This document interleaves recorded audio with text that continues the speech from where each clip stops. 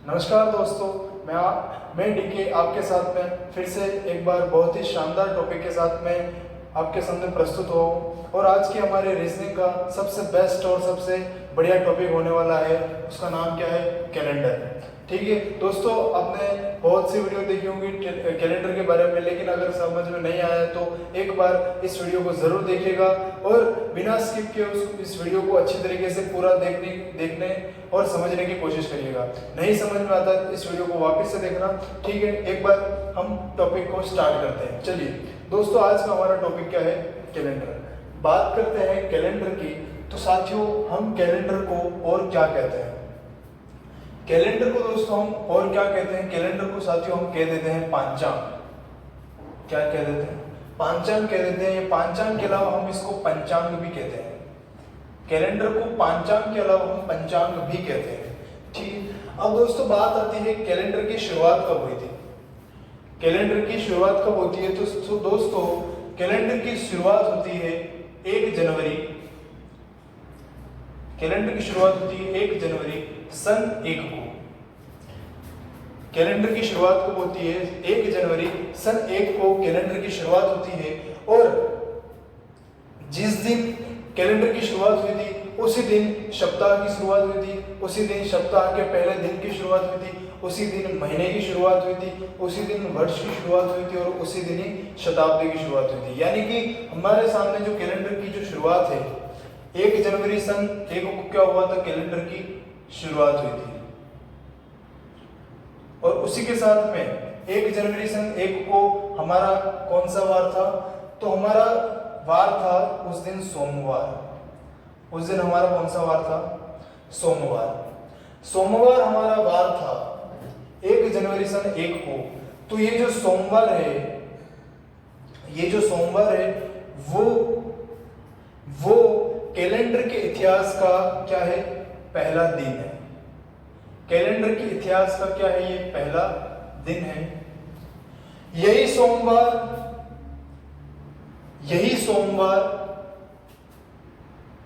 सप्ताह का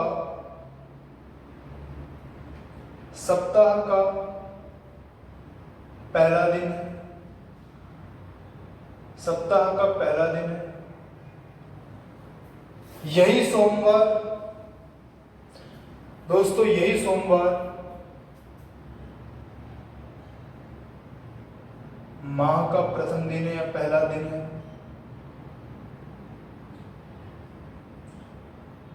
यही सोमवार वर्ष का पहला दिन है।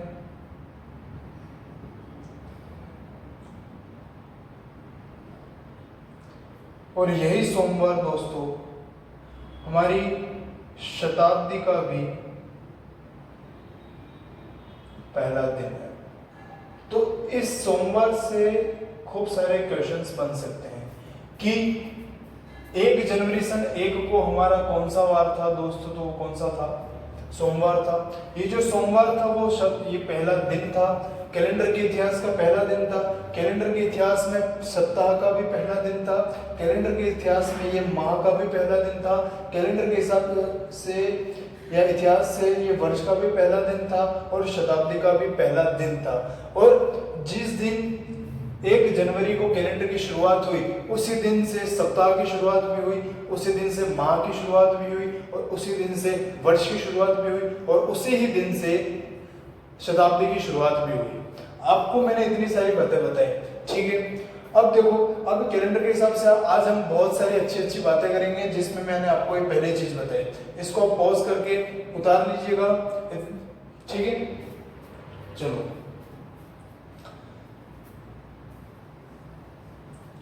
अब देखिए,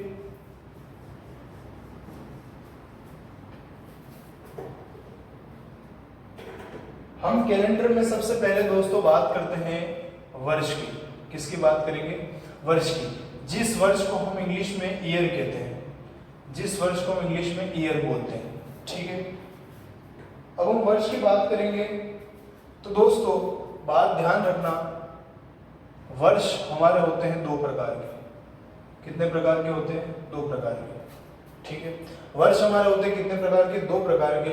पहला होता है हमारा लीप वर्ष, पहला होता है हमारा लीप वर्ष, और दोस्तों दूसरा होता है सामान्य या साधारण वर्ष। पहला होता है सामान्य या दूसरा होता है सामान्य या साधारण वर्ष। इस लीप वर्ष को हम हिंदी में अधिवर्ष भी कहते हैं, हिंदी में इसको अधिवर्ष भी कहते हैं। बात समझ में आ गई। वर्ष को हमने कितने भागों में बांटा? 2 भागों में बांटा, लीप वर्ष या अधिवर्ष, दूसरा है हमारा साधारण वर्ष या सामान्य वर्ष। ठीक है, अब हम बात करते हैं लीप वर्ष में क्या क्या चीजें होती हैं और सामान्य या साधारण वर्ष में क्या क्या चीजें होती हैं। बात करेंगे हम लीप वर्ष में दिन की, तो दोस्तों इसमें होते हैं दिनों की संख्या होती है 366 दिन। इसमें दिन कितने होते हैं? 366 दिन होते हैं, और इसमें दिन होते हैं हमारे 365। बात समझ में आ गई। इसमें 366 दिन होते हैं और इसमें 365 दिन होते हैं। इसमें बात करते हैं फरवरी की, इसमें हम बात करते हैं फरवरी की, तो इसमें फरवरी होती है दोस्तों 29 दिन की होती है। फरवरी कितने दिन की होती है? यहाँ पे 29 दिन की होती है। और साथियों यहाँ पे होती है फरवरी 28 दिन की होती है। यहाँ पर फरवरी कितने दिन की होती है? 28 दिन की होती है। बात करते हैं लीप वर्ष में, कौन से वर्ष में, थोड़ा मैं इसको हाईलाइट कर देता हूं।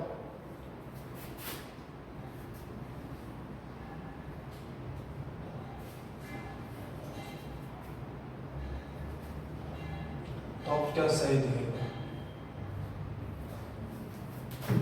चलो बात करते हैं लीप वर्ष में। तो साथियों लीप वर्ष में कुल सप्ताह कितने होते हैं? कुल सप्ताह होते हैं 52। कितने होते हैं? 52। और सामान्य वर्ष में भी कुल सप्ताह कितने होते हैं? इसमें भी कुल सप्ताह कितने होते हैं? 52 होते हैं। ठीक है, अब सप्ताह 52 होने का मतलब समझना कि बात हम करते हैं कि एक सप्ताह में हम बात करते हैं, एक बार की बात कर लेते हैं, तो एक सप्ताह में बात करते हैं रविवार कितने होते हैं? तो हमको क्या पता है? एक सप्ताह में रविवार होता है 1। बात करते हैं महीने में, तो एक महीने में रविवार कितने होंगे? 4 होंगे। और पूरे साल में यानी कि पूरे वर्ष में हमारे रविवार कितने होंगे? 52 रविवार होंगे। कितने रविवार होंगे? 52 रविवार होंगे। अब 52 रविवार का मतलब हर बार जो हर बार होगा वही 52 होगा। हर बार यानी कि एक महीने में 4 सप्ताह होते हैं, तो 4 सप्ताह में हर बार आ गए, सारे बार आ गए, तो उसी के अनुसार हमारे जो सप्ताह होते हैं वो 52 होते हैं। और जो कुछ बच जाते हैं, जो सप्ताह, जो कुछ दिन बच जाते हैं, जो अपना सप्ताह पूरा नहीं कर पाते हैं, उसको हम क्या कहते हैं? विषम दिन कहते हैं। कौन सा दिन कहते हैं? विषम दिन। अब विषम दिन का मतलब यहाँ पे ये मत समझा सम विषम इवन और ओड का कंसेप्ट यहाँ पे नहीं, ये चीज वो नहीं। विषम दिन का मतलब क्या होता है? इसमें जो ये जो दिन बच जाते हैं वो अपना सप्ताह पूरा नहीं कर पाते हैं। जो अपना सप्ताह पूरा नहीं कर पाते वो हमारा कौन सा दिन होता है? विषम दिन कहलाता है। तो इसमें यानी कि लीप वर्ष में यानी 366 दिन में हमारे विषम दिन कितने होते हैं? 2 होते हैं। और सामान्य वर्ष में हमारे विषम दिन कितने होते हैं? सामान्य वर्ष में विषम दिन साथियों हमारे होते हैं 1 होते हैं। ठीक है, बात समझ में आ गई? बात समझ में आई या नहीं आई? अब ये 2 बचता कैसे, 2 आता कैसे, उसके बारे में भी हम बात करते हैं। तो देखो हम बात कर रहे हैं 366 दिन के बारे में, 366 दिन के बारे में बात कर रहे हैं। अब हमको क्या निकालना है? इसका मतलब विषम दिन का मतलब क्या सुना हमने कि जो अपना सप्ताह पूरा नहीं कर पाता। तो सप्ताह में कितने दिन होते हैं? 7 दिन होते हैं। तो इसमें 7 का भाग दे दो, 7 का दे दो भाग, 7 में 36 का भाग जाएगा 5 बार, तो 7 पंजे आ गया 35। कितना आ गया? 35 आ गया। 35 आ गया, 36 में से 35 गया तो बचा कितना? 1 बचा। ऊपर से उतार दिया 6, ऊपर से उतार दिया 6, कुल तो हो गया 16। 7 में 16 का भाग दो, कितनी बार गया? 2 बार गया। बचा कितना? 14। 16 में से 14 गया तो आया आंसर 2। ये जो 2 है वही हमारा क्या है? विषम दिन है। ये जो 2 बचा वही हमारा क्या है साथियों? विषम दिन। और यहाँ पे इसमें अगर भाग देंगे हम 7 का, इसमें अगर हम 7 का भाग देंगे तो जो हमारा आंसर आएगा, जो शेषफल बचेगा वो क्या आएगा? 1 बचेगा। बात समझ में आ गई? बात समझ में आ गई हो तो फटाफट से वीडियो को लाइक कर दो और अच्छा सा कमेंट कर दो। ठीक है, चलिए अब अगर हम बात करें लीप वर्ष में क्या होता है, मैं लिख देता हूं। लीप वर्ष का पहला दिन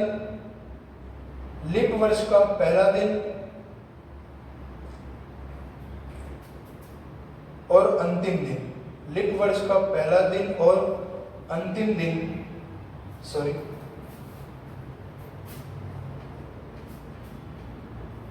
पहला दिन और अंतिम दिन क्या होता है, ठीक है, क्रमबद्ध होता है। कौन सा होता है? क्रमबद्ध होता है। कौन सा होता है? क्रमबद्ध होता है। क्रमबद्ध का मतलब क्या होता है? लीप वर्ष का पहला दिन, पहले दिन से तात्पर्य यहाँ पे ये है, पहले दिन से ये तात्पर्य है कि लीप वर्ष है तो 1 जनवरी सन 2024 को मान लीजिए सोमवार था। मान लीजिए 1 जनवरी सन 2024 को क्या था? सोमवार था। तो अंतिम दिन, पहला दिन क्या है हमारा? 1 जनवरी सन 2024। तो अंतिम दिन यानी कि 31 दिसंबर सन 2024 को हमारा वार कौन सा होगा? हमने क्या बात की? क्रमबद्ध है। क्रमबद्ध को हम लगातार भी कह सकते हैं, क्रमबद्ध को हम लगातार भी कह सकते हैं। अब क्रमबद्ध का मतलब क्या हुआ कि जो पहला वार आया कि सोमवार, तो सोमवार के बाद कौन सा वार आता है? मंगलवार आता है। तो जो 1 जनवरी सन 2024 को सोमवार था, तो 31 दिसंबर सन 2024 को हमारा कौन सा वार हो जाएगा दोस्तों? मंगलवार। कौन सा वार हो जाएगा? मंगलवार हो जाएगा। आई बात समझ में? इसी तरीके से कोई सा भी तुम लीप वर्ष उठा कर देख लो कि जो आपके पास कैलेंडर होगा तो उसमें अगर लीप वर्ष हो तो देख लेना कि 1 जनवरी सन 2024 को कौन सा वार था, तो उससे अगला वार 31 दिसंबर सन 2024 को आपको जरूर मिलेगा। अगर नहीं मिला तो मुझे कमेंट बॉक्स में लिख के बता देना, ऐसा होगा ही नहीं। आपके जो 1 जनवरी को जो वार होगा उससे अगला वार 31 दिसंबर को मिल जाएगा आपको, ठीक है। चलिए, ये बात हो गई हमारी लीप वर्ष की, इतनी सारी हमने बात कर ली। अब देखो सामान्य वर्ष में क्या होगा कि जो वर्ष का पहला दिन होगा, वर्ष का पहला दिन और अंतिम दिन, वर्ष का पहला दिन और अंतिम दिन यहां पे क्या होंगे? समान होंगे। यहां पे क्या होंगे? समान होंगे। एक बात यहां पे ध्यान कर लेना कि जो लीप वर्ष होता है उसमें पहला और अंतिम दिन क्या होता है? क्रमबद्ध होता है। और सामान्य या साधारण वर्ष में जो वार हमारा जो पहला दिन है वर्ष का पहला दिन, यानी कि मान लो 1 जनवरी सन 2023 क्या है? 23 है ना। 23 में 23 जो हमारा है वो कौन सा वर्ष है? साधारण वर्ष है। सन 1 जनवरी सन 2023 को मान लो कि सोमवार था। कौन सा वार था? सोमवार था। तो 31 दिसंबर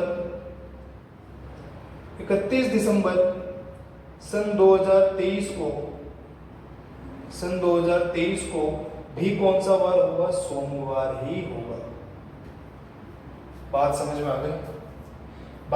आ गई? पहला दिन सामान्य वर्ष में वर्ष का पहला दिन और अंतिम दिन क्या होगा? समान होगा, जिसमें 1 जनवरी को जो वार होगा वही वार 31 दिसंबर को होगा। लीप वर्ष में 1 जनवरी को जो वार होगा उससे अगला वार 31 दिसंबर को होगा।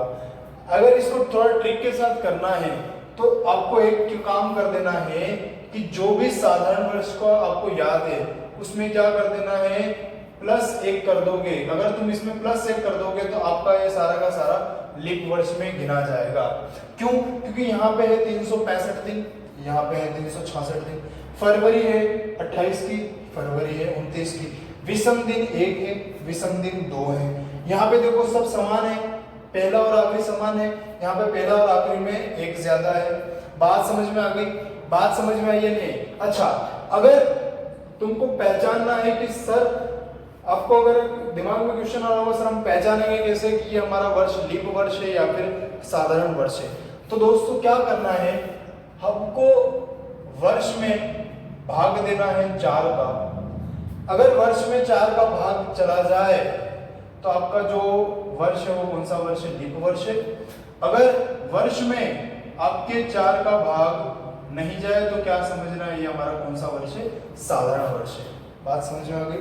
बात समझ में आ गई हो जल्दी से थम्स अप करके मुझे बता दीजिएगा। ठीक है, चलो हमने अभी तक इतनी बात कर ली है। ठीक है, इसको पॉज करके एक बार इसका स्क्रीनशॉट ले लीजिएगा। ठीक है,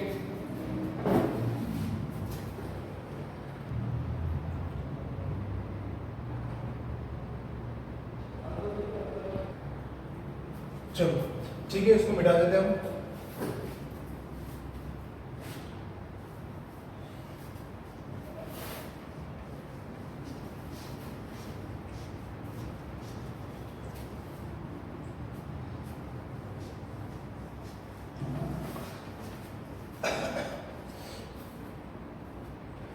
देखिएगा कि अभी हमने क्या बात की थी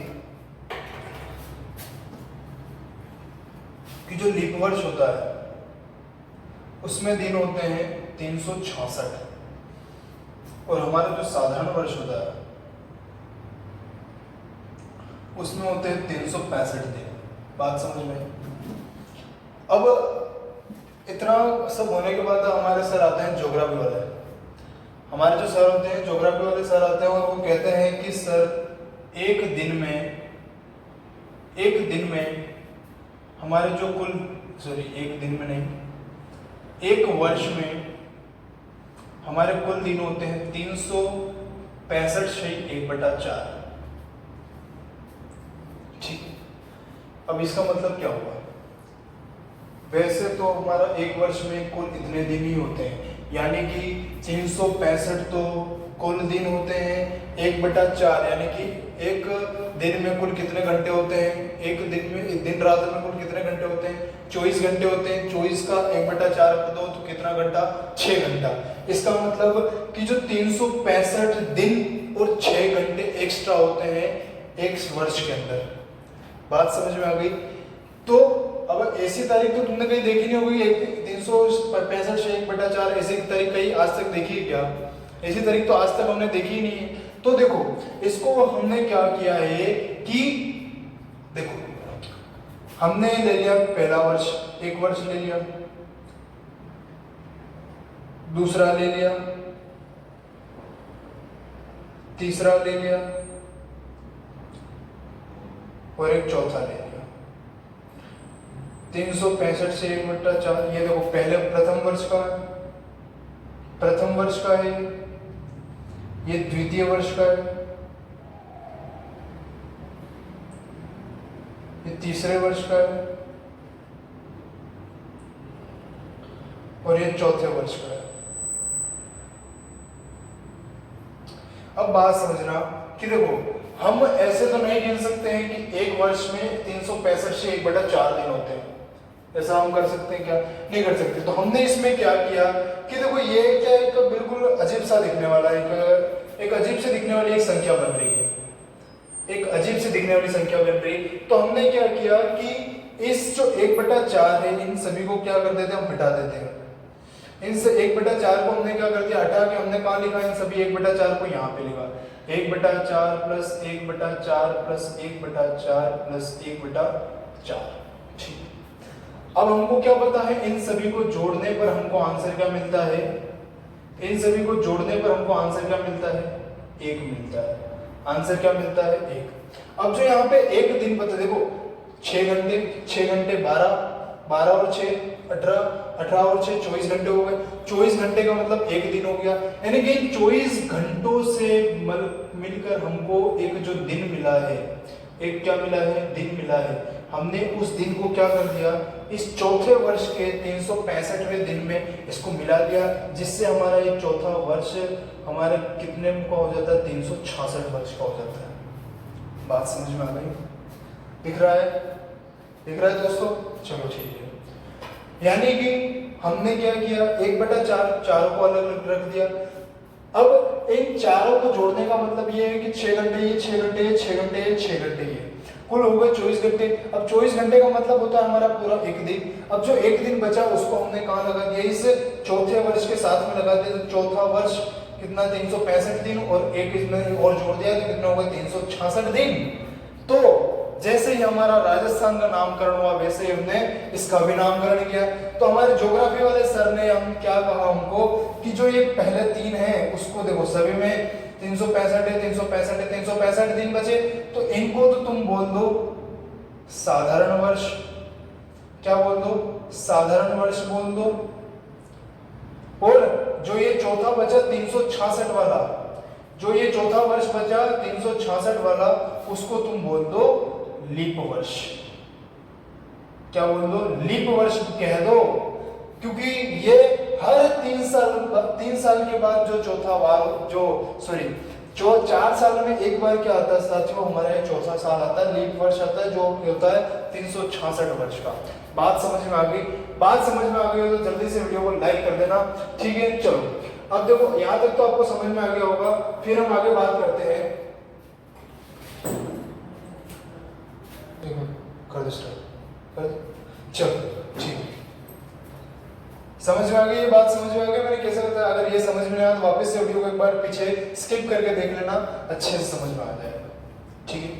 चलो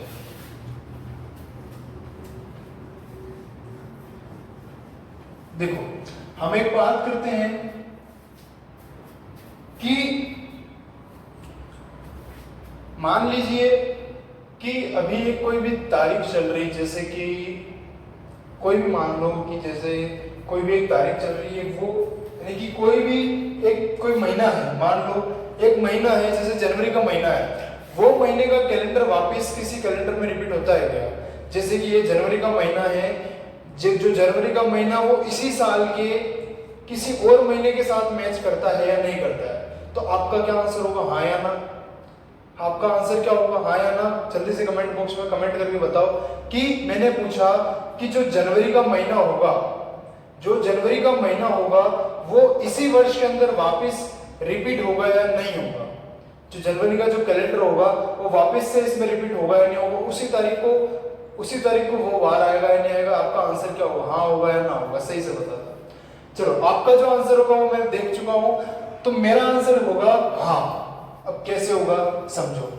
वर्ष हमारे होते हैं 2 प्रकार के, लीप वर्ष और साधारण वर्ष। लीप वर्ष और साधारण वर्ष, बात समझना। लीप वर्ष में क्या होगा कि जो हमारी जनवरी होगी,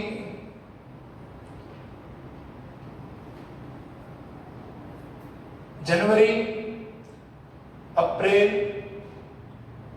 और जुलाई, जनवरी, अप्रैल और जुलाई, ये 3 महीने होंगे जो एक जैसे होंगे। जैसे कि अगर 1 जनवरी को सोमवार है, 1 जनवरी को सोमवार है, तो 1 अप्रैल को भी सोमवार होगा और 1 जुलाई को भी सोमवार होगा। 5 जनवरी को शुक्रवार था तो 5 अप्रैल को भी शुक्रवार होगा और 5 जुलाई को भी शुक्रवार होगा। 25 जनवरी को मंगलवार था तो 25 जनवरी को मंगलवार था तो 25 अप्रैल को भी मंगलवार होगा और 25 जुलाई को भी क्या होगा, मंगलवार होगा।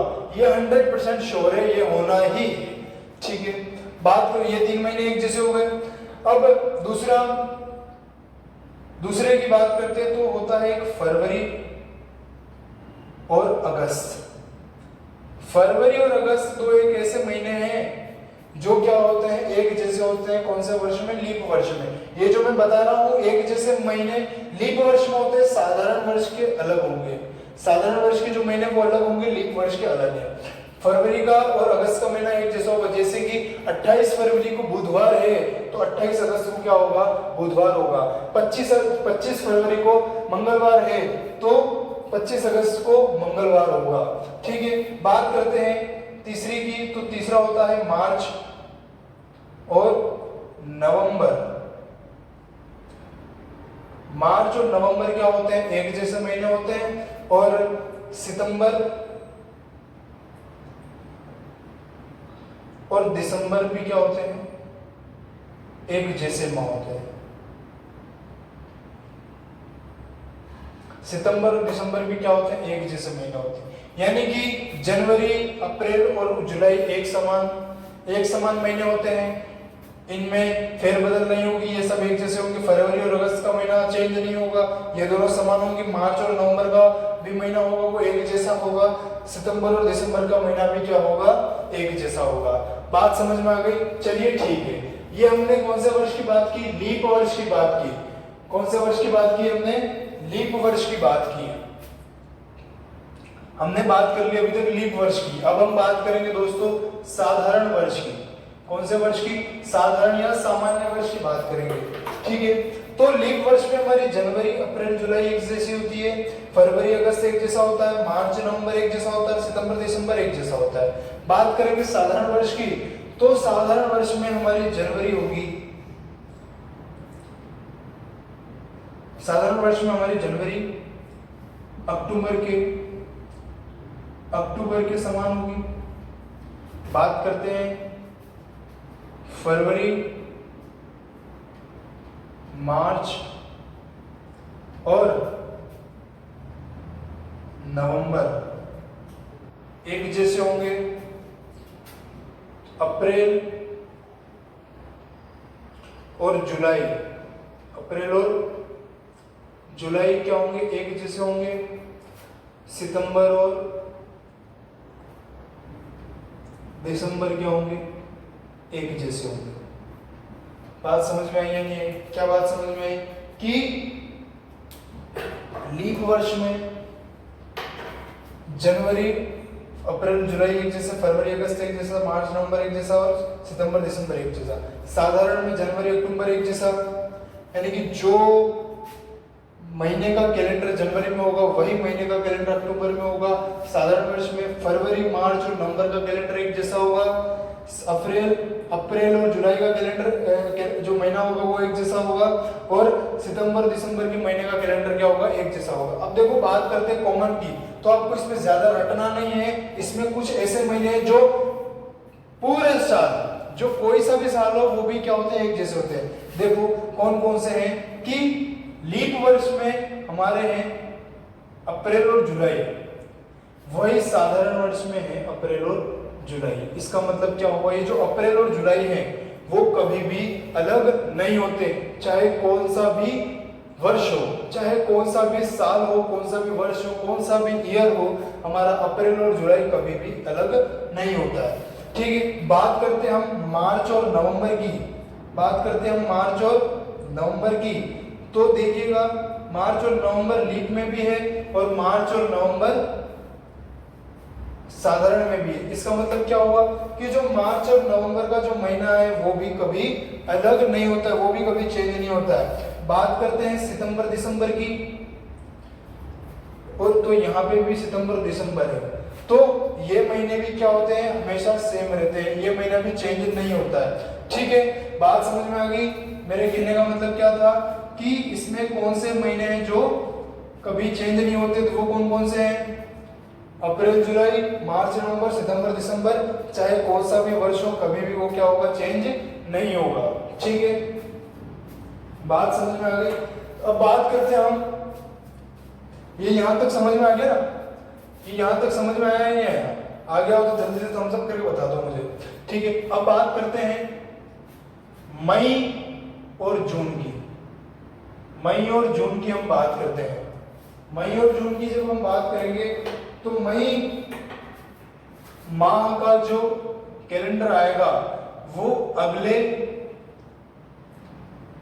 वर्ष की जनवरी के समान होगा, अगले वर्ष की जनवरी के समान होगा।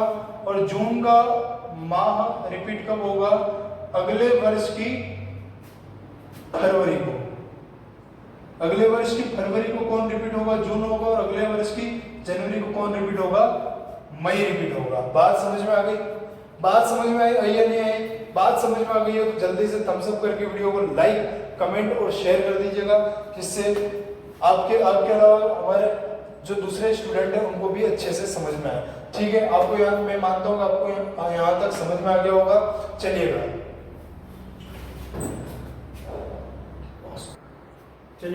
ठीक है, मिटा देते हैं इसको।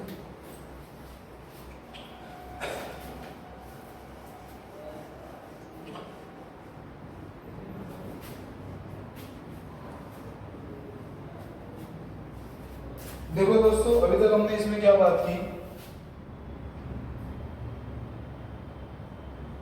लीप वर्ष, साधारण वर्ष।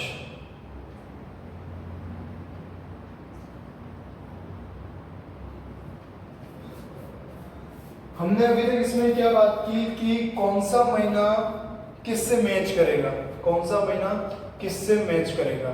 लेकिन अगर क्वेश्चन ये नहीं आकर के आपसे पूछ लेवे कि कौन सा वर्ष कौन से वर्ष के बराबर होगा, यानी कि लीप वर्ष रिपीट कब होगा। मान लीजिए कि अभी चल रहा है सन 2024, तो सन 2024 हमारा लीप वर्ष है। तो लीप वर्ष का जो कैलेंडर है वो कौन से वर्ष को, यानी कि जो 2024 का कैलेंडर वो कौन से वर्ष को रिपीट होगा, 2024 का कैलेंडर कौन से वर्ष को वापस रिपीट होगा, या 2024 का 2028 का कैलेंडर कौन से वर्ष को रिपीट होगा, 2023 का कैलेंडर कौन से वर्ष को रिपीट होगा, हम वो भी बात समझेंगे। तो पहले हम बात करते हैं दोस्तों लीप वर्ष की। कौन से वर्ष की बात करेंगे? सबसे पहले लीप वर्ष की बात करेंगे। हमको अगर किसी लीप वर्ष का निकालना है कि वो लीप वर्ष दोबारा कब आएगा, यानी कि अभी चल रहा है, मान लो 2024 चल रहा है, तो 2024 का हमको क्या निकालना है, ये कैलेंडर वापस कब रिपीट होगा। तो हम क्या करेंगे, इस लीप वर्ष में जोड़ देंगे 28 को, 28 वर्ष को जोड़ देंगे तो हमको क्या मिल जाएगा, उसका आंसर मिल जाएगा। जैसे बात करते हैं लीप वर्ष हमारा है सन 2024 से, तो सन 2024 में हम जोड़ देंगे 28 को, तो हमारा आंसर होगा साथियों 2052। क्या होगा? 2052 होगा। 2052 ही होगा। तो जो 2052 है, जो 2052 आया है, उसी वर्ष को हमारा क्या होगा, 2024 का कैलेंडर क्या होगा, कैलेंडर क्या होगा, रिपीट होगा। क्या होगा? कैलेंडर रिपीट होगा। बात समझ में, यानी कि 2024 का कैलेंडर दोबारा काम कब आएगा, 2052 को आएगा। बात करते हैं हम 2016 की। 2016 भी हमारा लीप वर्ष है ना, 16 में 4 का भाग चला जाएगा, तो हमको इसका निकालना है, तो इसमें भी प्लस कर देंगे 28 को, तो आंसर आ जाएगा 6 और 8 और 6 हो गए 14, 8 और 6 हो गए 14, 14 का 4 हाथ से लगी 1 और 1 2 और 2 4, 44 और 2 0, यानी कि 2016 का कैलेंडर रिपीट कब होगा साथियों, 2044 को होगा। बात करते हैं 2008 का कैलेंडर रिपीट कब होगा, 2016 हो गया, 2008 हो गया, तो 2008 का रिपीट कब होगा, तो इसमें भी जोड़ देंगे 28 को, तो आंसर आ जाएगा 8 और 8 16 का 6 से लगी 1 और 2 3 36, यानी कि 2036 को क्या होगा दोस्तों, 2008 का कैलेंडर क्या होगा, रिपीट होगा। आई बात समझ में? अब बात कर लेते हैं 2020 की भी बात कर लेते हैं, हमारे नजदीकी था 2000। ठीक है, यहाँ तक दिख रहा है ना? ठीक है, चलो नहीं दिख रहा था, हम ऊपर लिख लेते हैं। बात करते हैं हम 2020 की बात कर लेते हैं। तो 2020 का हमारा कैलेंडर रिपीट कब होगा, प्लस कर देंगे हम 28 को, तो आंसर आएगा सन 2048 को, यानी कि देखो 8 का 8 आ गया, 2 और 2 4 हो गया, यानी कि 2020 का कैलेंडर हमारा वापस कब रिपीट होगा, सन 2048 को होगा। तो लीप वर्ष को हम किसी भी लीप वर्ष को हमको रिपीट करना है, कोई सा भी वर्ष हो, अगर वो लीप वर्ष हो तो अगर उसको हम जानना चाहते हैं वो वर्ष हो, सॉरी वो कैलेंडर वो ही कैलेंडर वापस कब यूज होगा, तो हम क्या कर देंगे उस लीप वर्ष में 28 को प्लस कर देंगे, तो आंसर जो आएगा वो हमारा क्या होगा, रिपीटर होगा।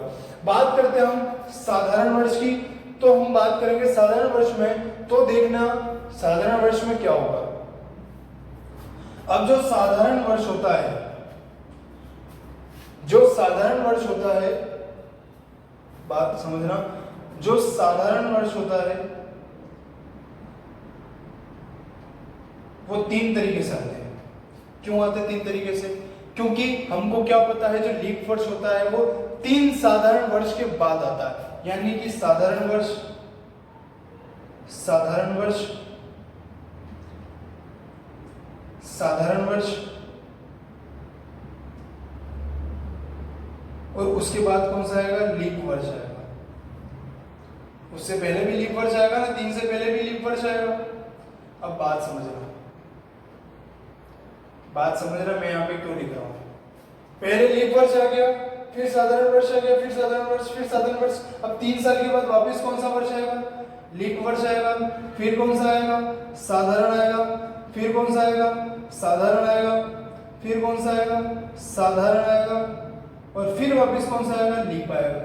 यही हमारा चलता रहता है ना, यही चलता है ना, हमको यही चल, अभी तक हमने यही सीखा ना।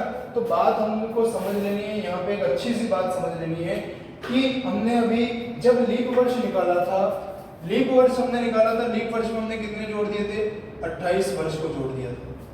कितने वर्ष को जोड़ दिया था, 28 वर्ष को जोड़ दिया था। अब जस्ट लीप वर्ष के जस्ट नीचे वाला, लीप वर्ष के बाद वाला जो साधारण वर्ष होता है, लीप वर्ष के जस्ट बाद जो साधारण वर्ष होता है, उसको अगर रिपीट करना है तो हम क्या करेंगे, +6 वर्ष को करेंगे। ये +6 कब करेंगे, जब लीप वर्ष का अगला जो, लीप वर्ष के अगला जो वर्ष आएगा, लीप साल के, लीप वर्ष के बाद जो अगला वर्ष आएगा उसमें हम करेंगे +6। लेकिन ये जो 2 बच गए ना, ये जो 2 साधारण वर्ष होते हैं उसमें हम क्या करेंगे, +11 करेंगे, +11 करेंगे। तो यहाँ पे बात, ये बात समझ लेनी है कि जो लीप वर्ष आता है, लीप वर्ष में हम 28 जोड़ते हैं, लीप वर्ष के तुरंत बाद वाला जो वर्ष होता है उसमें हम 6 को जोड़ते हैं, और जो 2 साधारण वर्ष बच जाते हैं उनमें हम +11 करते हैं। वापिस से यही चलेगा, लीप वर्ष 28 का 28 जोड़ देंगे, इस लीप वर्ष के जस्ट बाद वाले में क्या कर देंगे, प्लस के 6 को जोड़ देंगे, फिर जो 2 साधारण बच गए उसमें प्लस का 11 जोड़ देंगे, प्लस का 11 जोड़ देंगे, वापस लीप वर्ष आएगा तो प्लस का वापस 28 जोड़ देंगे। बात समझ में आ गई?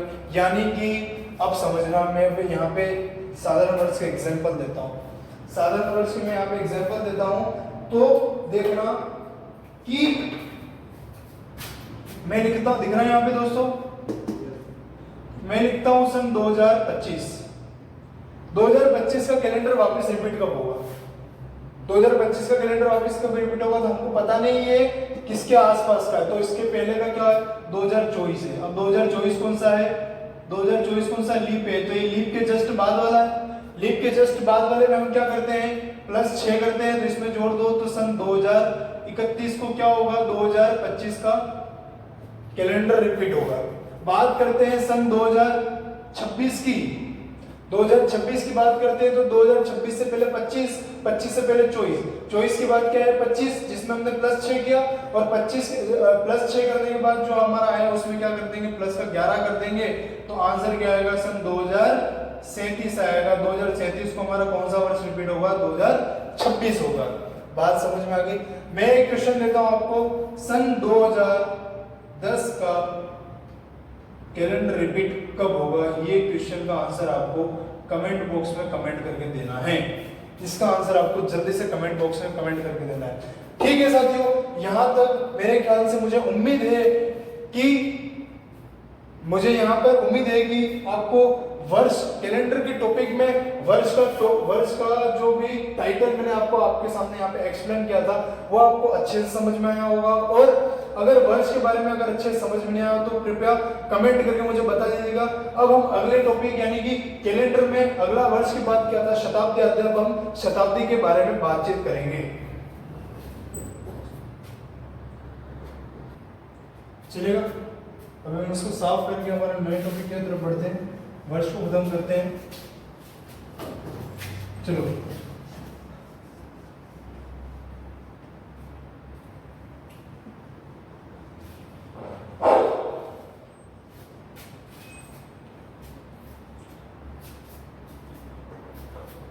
अब हम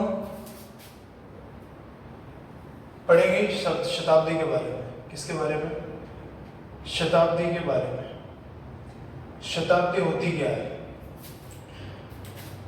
दोस्तों? शताब्दी होती क्या है? शताब्दी का मतलब होता है 100 वर्षों का समूह। जो हमारा 100 वर्षों का समूह होता है उसी को ही हम क्या कहते हैं? शताब्दी कहते हैं। तो समझ में आ गई बात कि शताब्दी किसको कहेंगे? 100 वर्ष के समूह को हम कहेंगे शताब्दी। हमारी शताब्दी भी होती है कितने प्रकार की? 2 प्रकार की होती है। हमारी शताब्दी होती है कितने प्रकार की? 2 प्रकार की होती है। पहली शताब्दी होती है हमारी लीप शताब्दी। पहली शताब्दी हमारी होती है लीप शताब्दी, और दूसरी शताब्दी हमारी होती है साधारण या सामान्य शताब्दी। लीप शताब्दी और सामान्य साधारण शताब्दी। ठीक है, लीप शताब्दी और साधारण शताब्दी। शताब्दी का मतलब 100 वर्षों का समूह पहला हो गया लीप शताब्दी, और दूसरी हो गई साधारण शताब्दी। अब जो हमारी लीप शताब्दी होती है वो भी साथियों कितने प्रकार की होती है? 2 प्रकार की होती है। कितने प्रकार की होती है? वो भी 2 प्रकार की। पहला क्या होता है? लीप वर्ष के अंदर हमारी आएगी, सॉरी लीप शताब्दी के अंदर पहला आएगा लीप वर्ष और दूसरा आएगा साधारण वर्ष। और साधारण शताब्दी में भी वही होता है। इसको भी हम 2 भागों में बांटेंगे। इसको भी हम कितने भागों में बांटेंगे? 2 भागों में बांटेंगे। पहला होगा हमारा लीप वर्ष और साधारण वर्ष। बात ध्यान से समझना है क्योंकि सब एक जैसा दिख रहा है। देखना और समझना। शताब्दी होती है 2 प्रकार की। पहली होती है लीप शताब्दी, दूसरी होती है साधारण शताब्दी। ठीक है, लीप शताब्दी में हमारा होता है पहला लीप वर्ष और दूसरा होता है साधारण वर्ष। साधारण शताब्दी में पहला होता है लीप वर्ष और दूसरा होता है साधारण वर्ष। ठीक है, अब लीप वर्ष का मतलब क्या?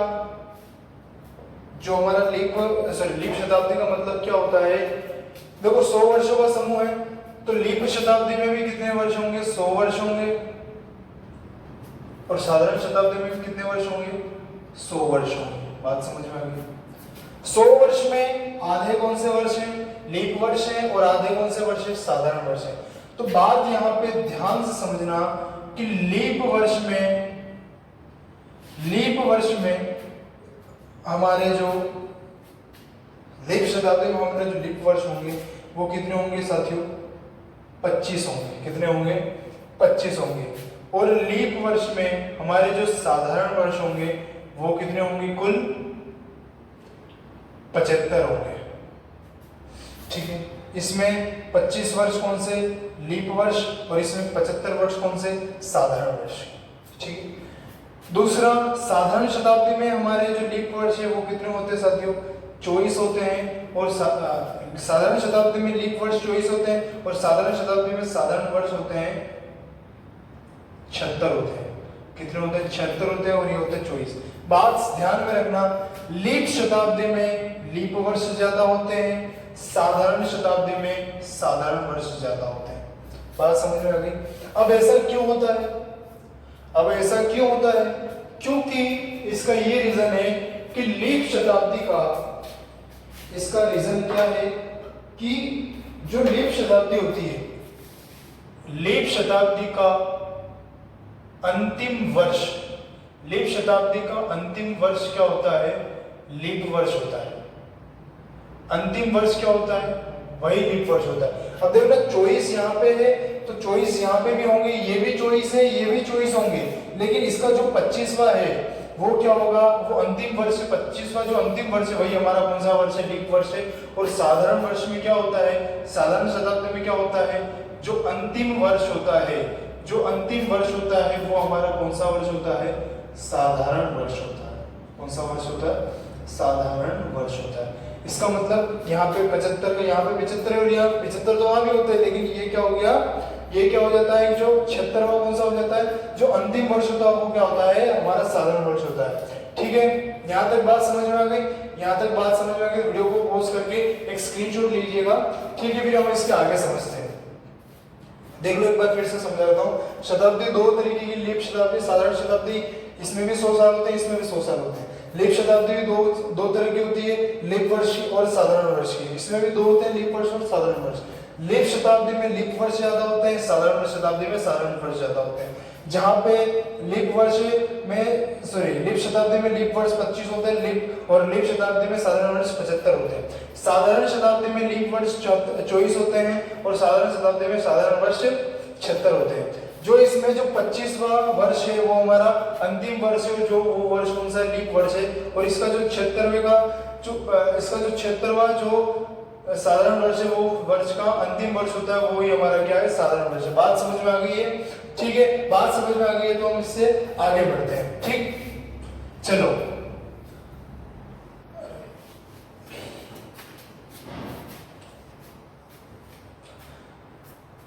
ठीक है, देखिएगा चल रहे थे हम अभी शताब्दी में ही है।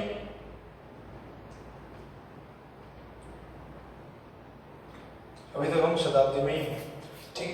अब देखो बात समझो, बात करते हैं हम 19वीं शताब्दी। अब शताब्दी कहां से कहां तक चलती है उसकी बात करेंगे। क्या बात करनी हमने? 19वीं शताब्दी। 19वीं शताब्दी का मतलब क्या हो गया? 19वीं शताब्दी कहां से कहां तक चलेगी? तो 19वीं शताब्दी 1801 से लेकर के सन 1900 तक की जो इसमें वर्ष अंतराल होगा, इसमें जो वर्ष का अंतराल होगा वो हमारी कौन सी शताब्दी होगी? कौन सी शताब्दी होगी? 19वीं शताब्दी होगी। अब देखो मैंने एक चीज बताना भूल गया, जिस हमने वर्ष में लीप वर्ष और साधारण वर्ष में क्या पढ़ा था? जिस वर्ष में भाग चला जाए 4 का वो हमारा कौन सा वर्ष होता है? लीप वर्ष। कौन सा वर्ष होता है? लीप वर्ष। अब शताब्दी में हम क्या करेंगे कि जो शताब्दी है उसमें हम भाग देंगे 4 का। अगर 4 का भाग चला जाए तो वो शताब्दी कौन सी? लीप शताब्दी। चला जाए तो वो कौन सी शताब्दी? लीप शताब्दी। और अगर नहीं जाए तो हमारी कौन सी शताब्दी? साधारण शताब्दी। ठीक है, ये बात मैं कहना भूल गया था जो मैंने अभी बता दी। तो देखो जो 19वीं शताब्दी है वो हमारी कौन सी शताब्दी? भाग देके देखो 4 का भाग जाता है क्या? 19वीं शताब्दी में 19 में भाग दे दो 4 का, तो भाग इसमें जाता नहीं है। अगर नहीं जाता है इसका मतलब ये हमारी कौन सी शताब्दी है? साधारण शताब्दी है। कौन सी शताब्दी है? साधारण शताब्दी है। और हमको पता है क्या कि जब हमारे पास यहाँ साधारण शताब्दी है तो यहाँ पे जो लीप वर्ष होंगे वो कितने होंगे दोस्तों? यहाँ पे हमारे जो लीप वर्ष होंगे वो कितने होंगे? 24 होंगे। और साधारण वर्ष कितने होंगे? यहाँ पे साधारण यहाँ पे वर्ष कितने होंगे? 76 होंगे। बात समझ में आ गई? ये बात समझ में आ गई? ठीक है, अब मैं बात करता हूं 20वीं शताब्दी की। 20वीं शताब्दी की 20वीं शताब्दी कहां से कहां तक चलेगी?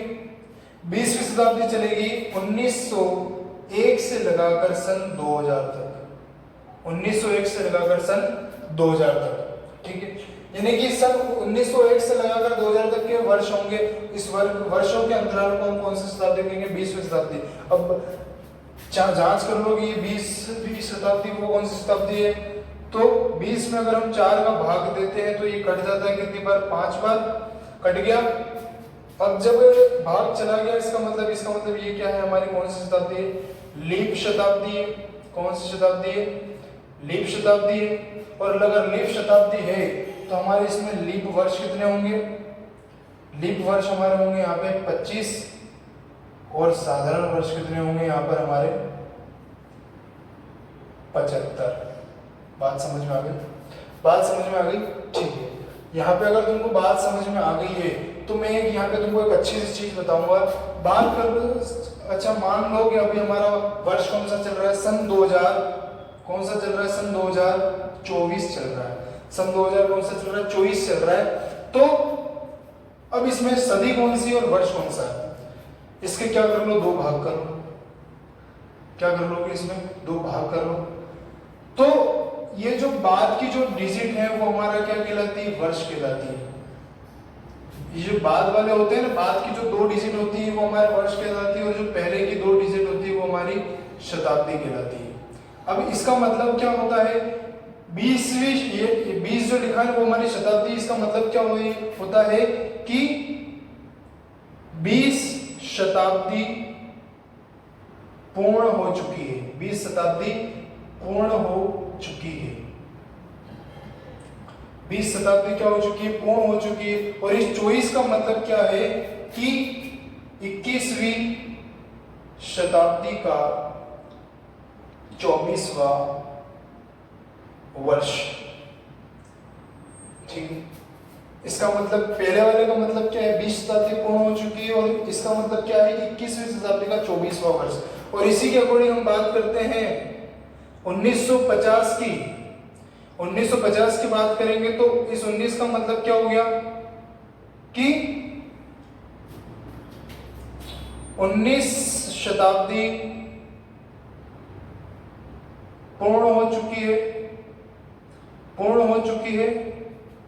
और ये इसका मतलब क्या हो गया, 20वीं शताब्दी का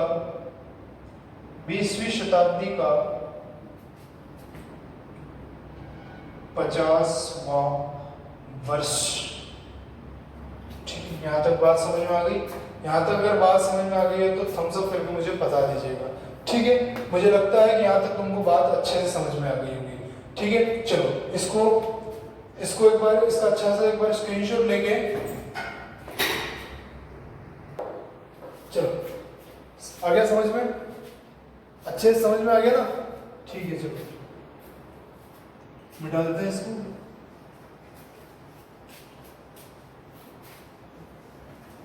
लगभग हमारी क्लास अभी होने वाली है, लगभग घंटा भर हमने पढ़ लिया है। चलिए आज की वीडियो में सिर्फ हम कैलेंडर के बारे में थ्योरी पढ़ेंगे, और इसकी जो नेक्स्ट वीडियो है वो मैं कल तक क्लास लेके बता दूंगा। ठीक है, अभी हम शताब्दी के बारे में थोड़ी सी चर्चा और कर लेंगे। ठीक है, बात यहाँ पे समझना, देखो हमने अभी तक शताब्दी के बारे में पढ़ रहे हैं, शताब्दी के बारे में पढ़ रहे हैं, इसका मतलब हमने अभी बात की थी, शुरुआत में हमने बात की थी कि शताब्दी की शुरुआत कब हुई थी, कैलेंडर जब शुरू हुआ उसी दिन। कैलेंडर शुरू कब हुआ था कि सन 1 जनवरी सन 1 को हुआ था। जब 1 जनवरी सन 1 को शुरू हो गया तो उसी दिन शताब्दी शुरू हो गई थी, उसी दिन महीना शुरू हो गया, उसी दिन वर्ष शुरू हो गया, उसी दिन सप्ताह का पहला दिन भी शुरू हो चुका। अब देखो, अब बात क्या आती है, क्वेश्चन क्या पूछा जाता है कि जब देखो शताब्दी की जो शुरुआत होगी वो वार से भी होगी, जरूरी देखो दिनांक से तो होती भी है, लेकिन वार से भी होती है। किससे होती है? वार से भी होती है। अब देखो वार कौन कौन से होंगे, हमारे कुल वार कितने होते हैं, अपने सप्ताह में दिन कितने होते हैं, कुल 7 होते हैं।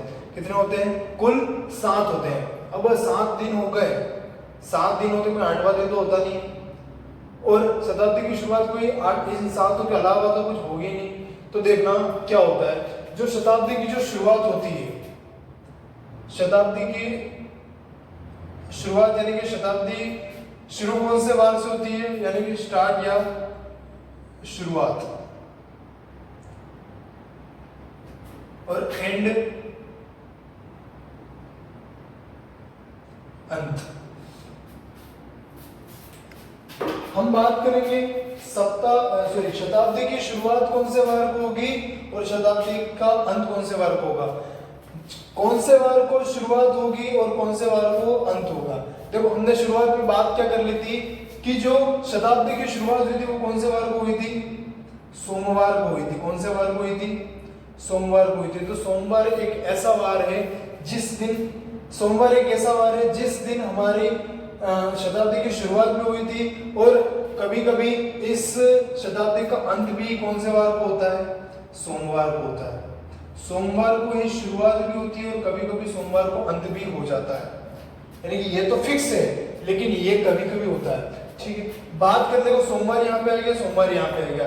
याद करने की मैं ट्रिक भी आपको अच्छे से बताऊंगा। वहां पे सोमवार आ गया, सोमवार के बाद दूसरा बार होता है साथियों मंगलवार। कौन सा बार? मंगलवार। मंगलवार यहाँ पे आ गया, एक बार मैं लिख देता हूँ, फिर बाद में आपको अच्छे से समझा दूंगा। मंगलवार तो यहाँ पे क्या आएगा दोस्तों? बुधवार। जब यहाँ वहां पे बुधवार है तो यहाँ पे क्या आ जाएगा दोस्तों? गुरुवार। यहां पे क्या आ जाएगा? शुक्रवार। यहां पे क्या आएगा? शनिवार।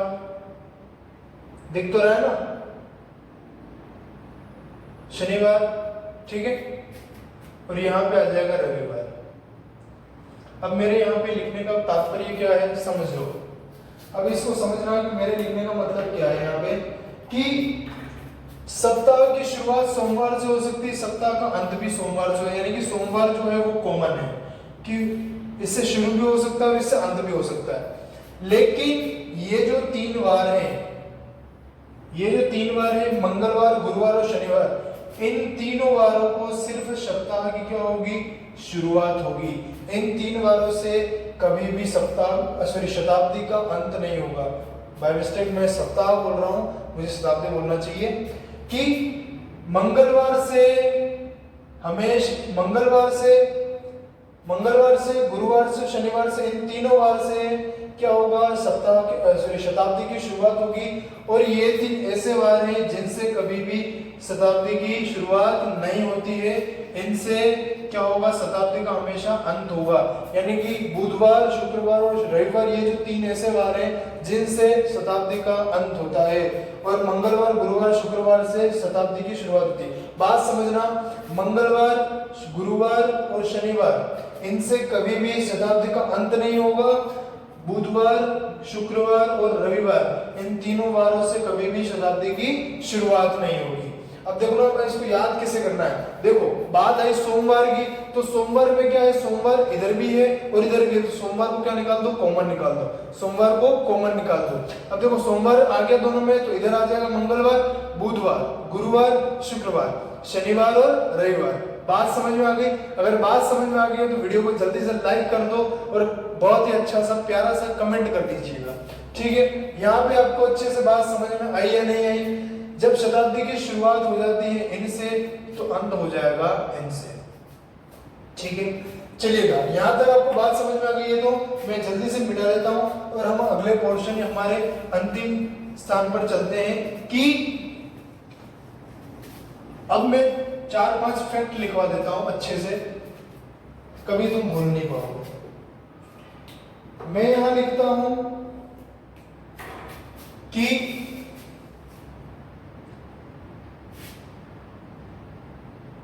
लगातार 100 वर्षों में लीप वर्ष, लगातार 100 वर्षों में लीप वर्ष कितने होंगे? दूसरा मैं लिखता हूं लीप शताब्दी में लीप वर्ष कितने होंगे? तीसरा लिखता हूं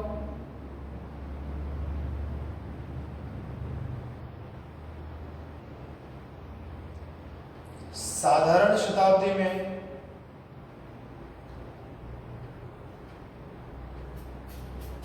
लीप वर्ष कितने होंगे?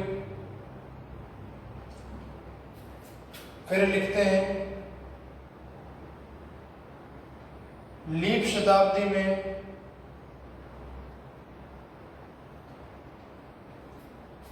साधारण वर्ष कितने होंगे?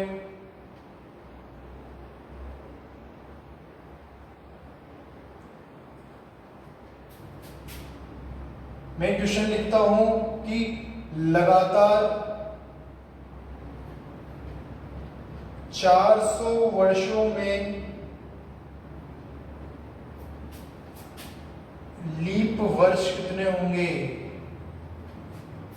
और लगातार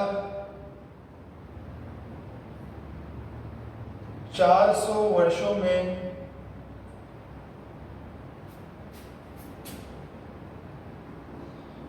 साधारण वर्ष कितने होंगे। ये मैंने आपके सामने इतने सारे मैंने जो पॉइंट लिखे हैं वो आपके बहुत ही अच्छा नोट्स के अकॉर्डिंग पॉइंट बन रहे हैं, इसलिए मैंने आपको लिखवाया। ठीक है, तो बात समझना, मैं एक पूछता हूँ कि लगातार 100 वर्षों में आपके क्वेश्चन आ जाए लीप वर्ष, तो हमको यहाँ पे पर्टिकुलर किसी एक चीज के बारे में नहीं पूछा है, लगातार के बारे में पूछा है, तो लगातार में लीप भी आ सकता है, साधारण भी आ सकता है। लगातार 100 वर्ष पूछ लिया है, 100 वर्ष का मतलब क्या हो गया, एक शताब्दी। 100 वर्ष का मतलब क्या हो गया, एक शताब्दी में कुल कितने लीप वर्ष हो सकते हैं लगातार में, तो क्या हो सकता है वो 24 या 25 हो सकता है। ठीक है, क्वेश्चन का आंसर कैसे देना है समझना। दूसरा क्या पूछा है, लीप वर्ष में सॉरी लीप शताब्दी में लीप वर्ष कितने होंगे, लीप शताब्दी पूछ लिया, इसका मतलब इसमें लीप वर्ष हो जाएंगे दोस्तों। लीप में हमको क्या पता है, लीप ज्यादा होते हैं, तो लीप में हमारे 25 वर्ष हो जाएंगे लीप वर्ष के। ठीक है, लीप शताब्दी में लीप वर्ष 25 हो जाएंगे। साधारण शताब्दी में लीप वर्ष कितने हो जाएंगे साथियों, 24 हो जाएंगे। कितने वर्ष आ जाएंगे, 24 वर्ष आ जाएंगे। ठीक है, अब बात पूछी है कि लीप शताब्दी में साधारण वर्ष कितने होंगे, लीप वर्ष शताब्दी में साधारण वर्ष कितने होंगे, तो लीप शताब्दी में लीप वर्ष कितने 25 है, 25 100 में से 25 माइनस कर दो कितना हो गया, 75 वर्ष हो गया। और अब समझना कि लगातार 400 वर्ष में लीप वर्ष कितने होंगे। बात समझना क्या आया क्वेश्चन, 400 वर्ष आया। 400 वर्ष का मतलब क्या होता है, मैं इस क्वेश्चन 400 वर्ष का मतलब क्या होता है, 400 वर्ष का मतलब क्या होता है, 4 शताब्दी। 400 वर्ष का मतलब क्या होता है, 4 शताब्दी। 4 शताब्दी मतलब पहली, दूसरी, तीसरी और चौथी। 4 शताब्दी का मतलब कौन सी, पहली, दूसरी, तीसरी और चौथी, 4 शताब्दी होगी। अब 4 शताब्दी में देखो, 4 शताब्दी में देखो पहली जो होती है उसमें कितने लीप वर्ष होंगे, 24 होंगे।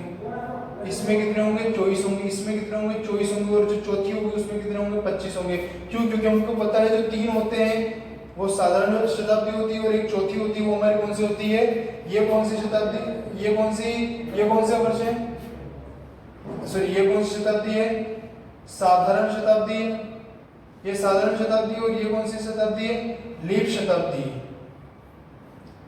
कौन सी शताब्दी है, लीप शताब्दी है। ठीक है, तो 400 साल यानी 4 शताब्दी में 3 हो गए साधारण शताब्दी और एक हो गया लीप शताब्दी। इनको जोड़ देंगे तो आंसर आएगा साथियों हमारा 97। तो 400 वर्षों में लीप वर्ष कितने हो गए हमारे, 97 ईयर हो गए।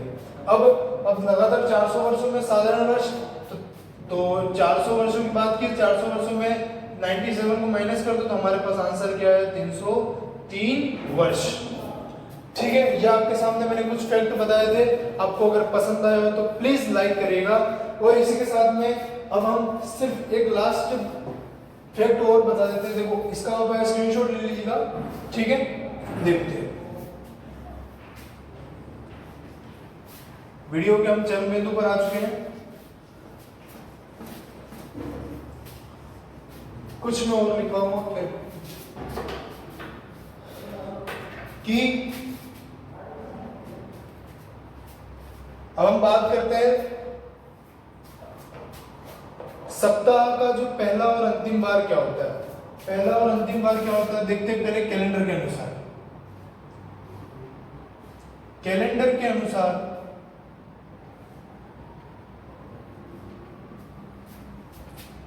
सप्ताह का पहला दिन क्या होता है और कैलेंडर के अनुसार सप्ताह का अंतिम दिन क्या होता है। कैलेंडर के अनुसार हमारा सप्ताह का पहला दिन क्या होता है और कैलेंडर के अनुसार ही हमारा सप्ताह का अंतिम दिन क्या होता है। समझो, समझना क्या है कि कैलेंडर के अनुसार हम पढ़ रहे हैं तो कैलेंडर के अनुसार हमने शुरुआत में पढ़ा था। कैलेंडर के अनुसार सप्ताह का पहला दिन हमारा होता है दोस्तों सोमवार। कौन सा वार होता है, सोमवार। और अंतिम दिन हमारा कौन सा होता है, रविवार होता है। बात यहाँ पे नोट कर लेना। ठीक है, बात समझ में आ गई। चलिएगा, बात अगर यहाँ समझ में आ गई हो तो हम दूसरे फैक्ट की तरफ चलते हैं कि दूसरा हम चलते हैं वर्किंग डे। कौन सा day, working day. Working day का मतलब होता है दोस्तों कार्य दिवस। वर्किंग डे का मतलब होता है कार्य दिवस का